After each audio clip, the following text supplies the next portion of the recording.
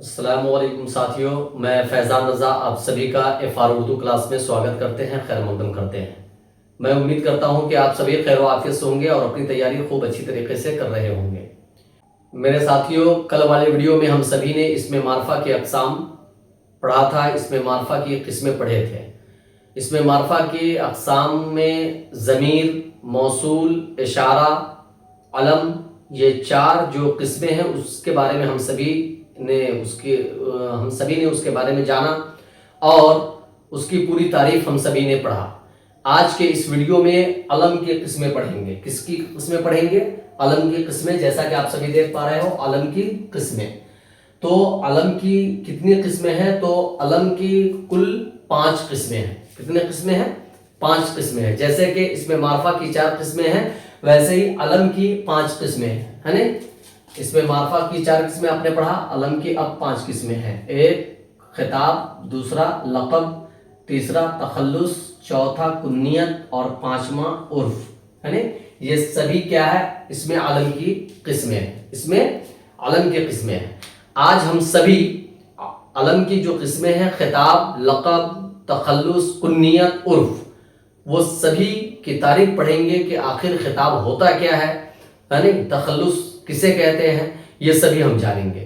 تو بنے رہے ویڈیو میں اور پوری ویڈیو شروع سے آخر تک دیکھیں، تبھی جا کر آپ کو بات سمجھ میں آئے گی۔ ورنہ اگر آپ ویڈیو کو اسکرپٹ کرتے ہو، آگے بڑھا کر دیکھنا چاہتے ہو، تو ہو سکتا ہے کوئی بھی قواعد آپ سے چھوٹ جائے۔ تو چلیے اسٹارٹ کرتے ہیں۔ آج کا سب سے پہلا خطاب، اس کے بارے میں جانتے ہیں کہ خطاب ہوتا کیا ہے۔ تو دیکھیے یہاں، جیسا کہ آپ سبھی دیکھ پا رہے ہیں، نمبر 1 خطاب کہہ رہے ہیں کہ وہ نام جو کسی شخص کو، وہ نام، خطاب کسے کہتے ہیں؟ وہ نام جو کسی شخص کو اس کی خدمات اور کارناموں کے صلے میں، انہوں نے کون سے خدمات انجام دیے، انہوں نے کون سے کارنامے انجام دیے، ہے نہیں؟ ان کارناموں کے صلے میں عوام یا حکومت کی طرف سے کیا کیا جائے؟ دیا جائے، ہے نہیں؟ اعزازی طور پہ جو ملتا ہے حکومت کی طرف سے کسی کارنامے کی وجہ سے، کسی خدمات کی وجہ سے۔ اور کارنامہ کیا ہو سکتا ہے؟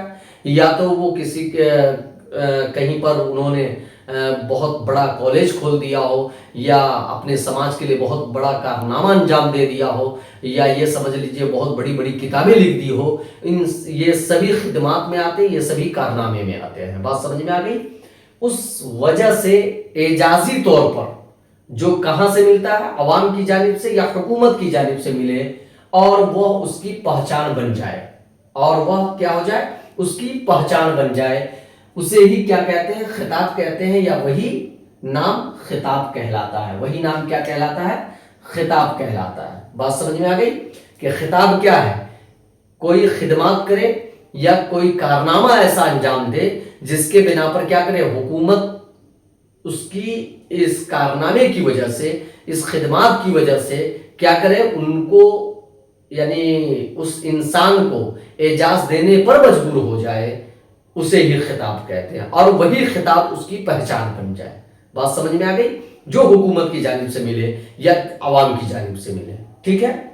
جیسے قائد اعظم، شاعر مشرق علامہ اقبال کا خطاب ہے، بابائے اردو مولوی عبدالحق، جو بہت بڑے اردو داں تھے، بہت بڑے قواعد نویش بھی وہ تھے۔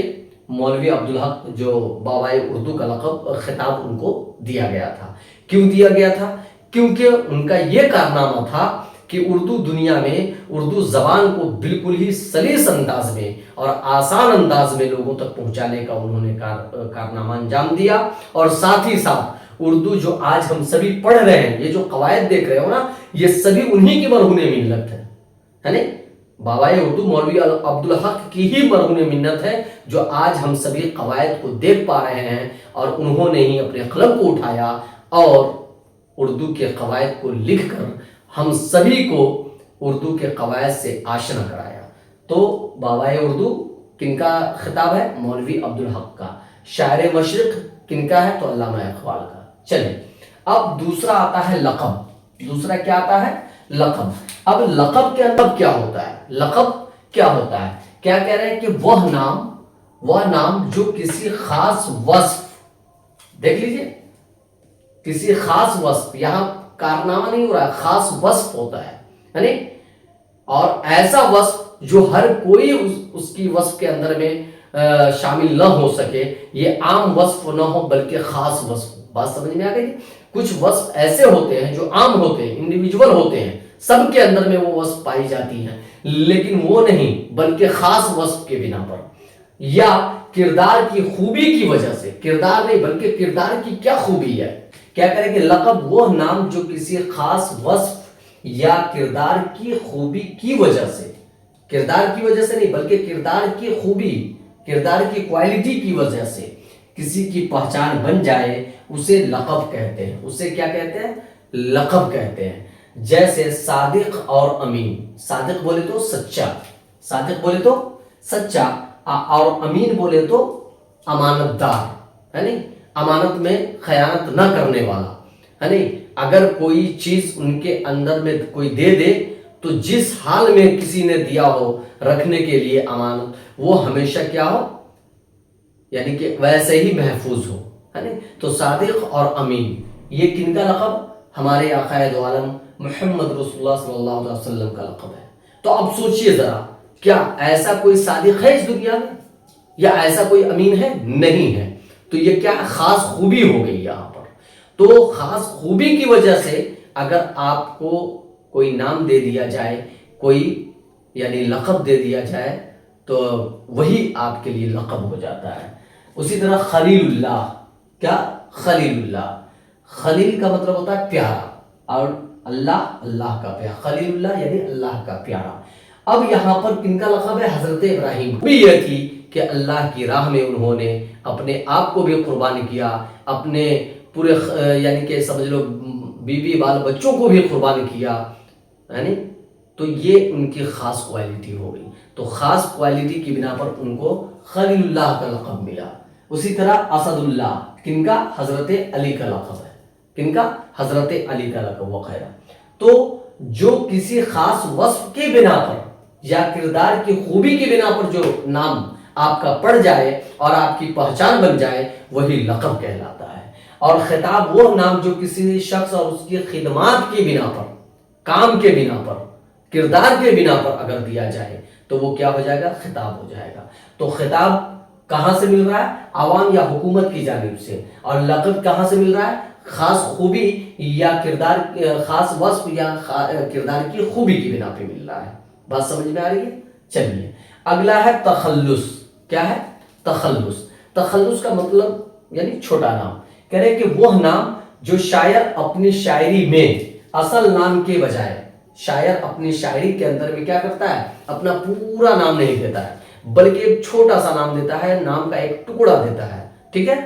تو اصل نام کے بجائے استعمال کرتا ہے، یعنی اصل نام کے بجائے وہ نام استعمال کرتا ہے اور وہ اس کی پہچان بن جاتا ہے، اس کی پہچان بن جاتا ہے، اسے تخلص کہتے ہیں، ٹھیک ہے؟ جیسے حالم، ہے نا، کن کا لقب ہے یہ؟ کن کا تخلص ہے یہ حالم؟ تو علامہ الطاف حسین حالم، اصل نام کیا ہے؟ الطاف حسین، لیکن حالم ان کا کیا ہے؟ تخلص ہے۔ ویسے ہی غالب، مرزا اسد اللہ خان غالب ہے، مرزا اسد اللہ خان غالب۔ اور ایک چیز اور ہے، پہلے غالب اسد تخلص کیا کرتے تھے، بعد میں غالب کرنے لگے۔ تو اصل نام کیا ہے؟ مرزا اسد اللہ خان غالب ہے، لیکن یہاں غالب کیا ہے؟ یہ ان کا تخلص ہے، ٹھیک ہے؟ اسی طرح میر، اصل میں کیا ہے؟ میر تقی میر، لیکن یہاں پر میر کیا ہے؟ ان کا تخلص ہے۔ اسی کا درد ہے نا، اور شبنم ہے نا۔ تو شبنم کمالی کا اصل نام کیا ہے؟ مصطفیٰ رضا، کیا نام ہے؟ مصطفیٰ رضا، لیکن انہوں نے تخلص اپنا کیا استعمال کیا؟ شبنم۔ بات سمجھ میں آ گئی؟ تو یہ سبھی نام چھوٹے نام ہیں اور اس نام کو شاعر اپنی شاعری میں استعمال کرتا ہے۔ تو وہ نام جو شاعر اپنی شاعری میں استعمال کرے اسے ہی تخلص کہتے ہیں، اور وہ نام کیسا ہوگا؟ چھوٹا ہوگا، ٹکڑا ہوگا۔ بات سمجھ میں آ گئی؟ چلیے اگلا ہے کنیت۔ اگلا کیا ہے؟ چوتھا کنیت۔ چوتھا کیا ہے؟